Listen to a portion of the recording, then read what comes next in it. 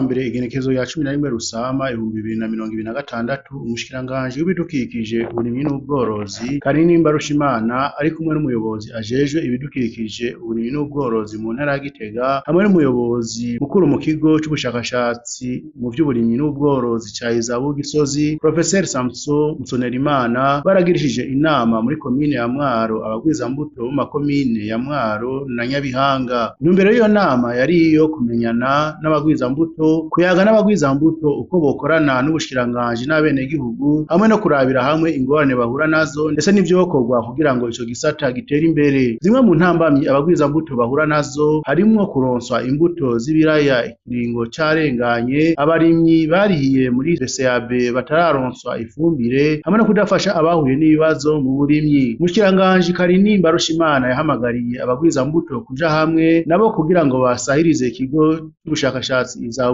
ivyo bayisaba abandi baze babironke ku gihe. Ikibazo c'ifumbire umushikiranganji Karinimba Rushimana yavuze ko bakiriko kugira ngo gitorerwe inyishu, ariko kandi ahamagarira abantu kwijukira guhingura umwavu w'ikirundi biciye mu kugira za nyabarega. Gerageza mukoreshe za nyabarega kuko nyabarega iciza cazo n'ikindi. Ufise nyabarega nyinshi ugashira y'uwo mwavu ivyo vyose ukubura y'umwavu w'amasi atandukanye ugashiramwo bituma hagera kwirima ufise umwavu mwinshi. Ufise umwavu mwinshi ukomanda ifumbire nkeya yo mu ruganda yo gucanga. Bisigura ko umva bene no musi agomba guteza ifumbire y'ikizungu gusa aca komanda nyinshi bigatuma na babandi bari kuja barongereza gusa bica bikeya. Yamejeje kandi ko ibwirizwa rigenga abagwizambuto ririko ririgwa, yasavye abo ryega kuzokurikiza ibirimwo rimaze gusohoka. Yarongeye abibutsa ko kugwiza imbuto atari urudandazwa rusanzwe, abasaba kwirinda amayeri mu mbuto batanga. Yahamagariye abanyamwaro kuvyaza umusaruro ivyo barima mu kubicuruza ku mabarabara kugira ngo intara ya Mwaro ibe nyabagendwa abantu bagende barasuma. Wewe umugwizambuto nubu umuntu w'ukuri kuko hayi imbuto umwenegihugu mu bintu bitameze neza uba wishe igihugu. Urya mwenegihugu agiye gutera ibintu bitazomera biriya bigaca bimerera biborera mu murima ntibinage bigaca bibora umva utawishe igihugu. Ca mwibaza mwese ngahagaze ko mwese urabagwizambuto y'ibiraya muciye mupirata, ca mwibaza amatoni n'amatoni abamwaso ya pirate hama tugaca tubira umwima. Numva atari ibintu bijemwo mubizi yuko atari urudandazwa rusanzwe, ariko ari urudandazwa rwo kwitaba kugira ngo igihugu gitere imbere, abenegihugu baronke icyo bafungura baronke n'umusesekara. Nuko ukabiza ngo nk'umudandaza uzoba uje kutugirira nabi kuko utupirata imbuto ukatuzana ibitariki. Rero twebwe tuzaba turabwira abenegihugu vyaranse wabiguriye kwanje.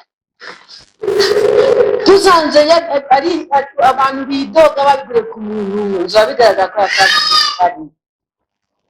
atari urwangara rw'umwenegihugu yabiteye ariko mugabo ari umwenegihugu yatanze umugwizambuto yatanze igice cariye.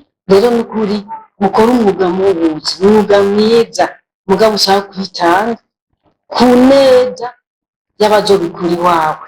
Professeur Samson Musonerimana umuyobozi mukuru wa Izabu Gisozi yavuze ko hari abidoga ko bataronka imbuto za Izabu, ariko bisaba ugufashanya hagati y'ikigo n'abagwizambuto cane cane mu kugwiza igiterwa c'ibiraya gisanzwe kigwiriye muri ako karere kandi kakanagwirizwa muri ico kigo ca Izabu Gisozi. Yahamagariye abagwizambuto kwijukira kugwiza imbuto mu masere kugira ngo imbuto z'ibiraya zigwire n'ingoga. Yasavye kandi ko bokwama bacungana kugira ngo ntihagire abononera abandi muri ico gisata.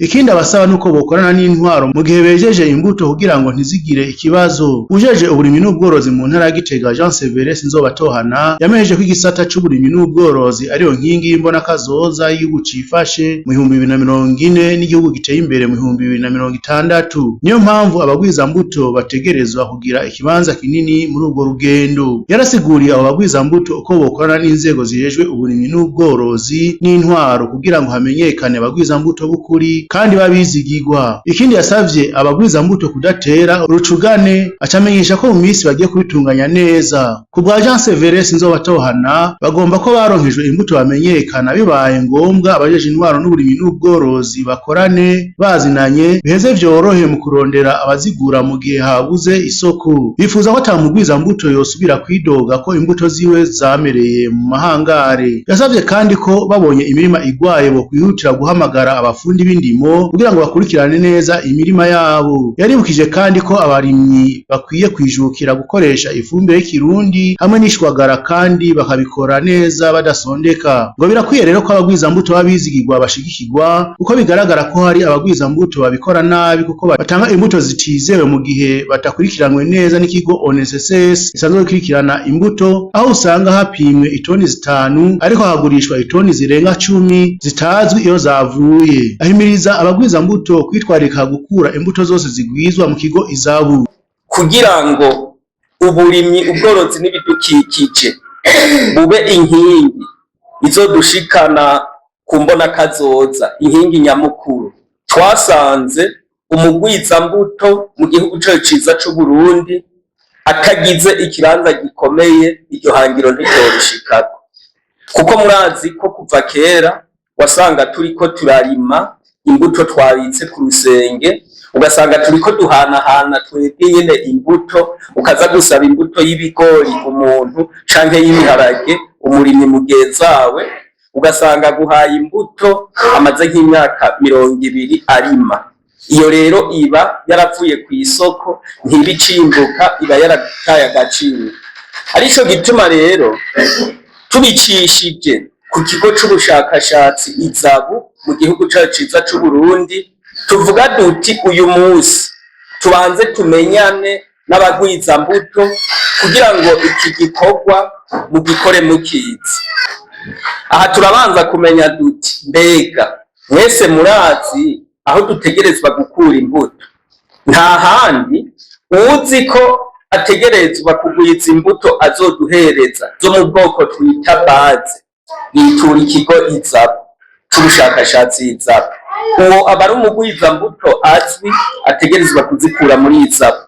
Hariho abenegihugu usanga bariko baratubaza ngo mbega noronka wakabuto gute ntera ngo ko muri izabu. Je ndamubaza nti mbega urafise rwa rupapuro rukwemerera kuba umugwizambuto rutangwa na ONSS? Namwebwe twobahamagarira neza yuko umuntu wese yoba azi ko yaje muri iyi nama, tuzi neza ko mwese mufise urwo rupapuro rubemerera kuba umugwizambuto. N'uwo rwoba rwaratakaranye yoca nyaragasa akabimenyesha ajejwe igisata c'uburimyi bworozi ngaha muri komine Mwaro n'uwo muri komine Nyabihanga kugira babafashe babaze uburyo mwosubira kuronka urwo rupapuro. Twifuza ko guhera ubu nyene uzokenera imbuto atera akazikura muri izabu canke akazikura ku wundi mugwizambuto yazikuye muri izabu kugira ngo yakire amabaze ashobore guca agwiza yimbure amasertifiye. Sivyo yemwe dushaka ko guhera ubu muzorinda gucisha message kuri aba bayoboye ibi bisata muri komine kugira ngo bamenye izo mbuto murose uko zingana, babitwandikire, hanyuma ni naho bizomworohera gusabagiza abakozi biwe arongoye muri iyi komine baze kubakurikiranira hagufi. Kuko nagira nkubwire niwavuga ngo ugwiza imbuto mutariko mukorana neza na ONSS, mutariko mukorana cane n'aba bafundi ba Minagi, ntaco uzoba uri kurakora. Ni hamwe uzogera yuko wovuga ngo urafise imbuto ugurisha tukakugira duti izo ntazo tuzi. Ubu guhera ubu dushaka imbuto tuzi zagenzuwe n'aba bantu. Sivyo gahene bimwe mwahora mwinyuranganya mukatubwira hajya mwumvise amahera ibeyi y'imbuto yabonetse ngo najewe ndafise itoni 5 ata muntu yigeze ahagera, mugukaza kutwemeza ngo wari wakuye imbuto muri izabu. Ubu dushaka bije habona bimenyekane, niho twogufasha no kurondera isoko. ico ni ikintu gihambaye. Mwomenya ko inyuma y'inama umushikiranganji w'ibidukikije uburimyi n'ubworozi yishikiye kuraba imirima n'imbuto zitandukanye z'ibiraya, isoya, ibigori, ibiharage, amateke, ibitoke n'ibindi biterwa biriko birageragezwa mu kigo c'ubushakashatsi Izabu ya Gisozi, aho yasanze abakozi bari mu kazi kabo ka misi yose ko kugwiza imbuto.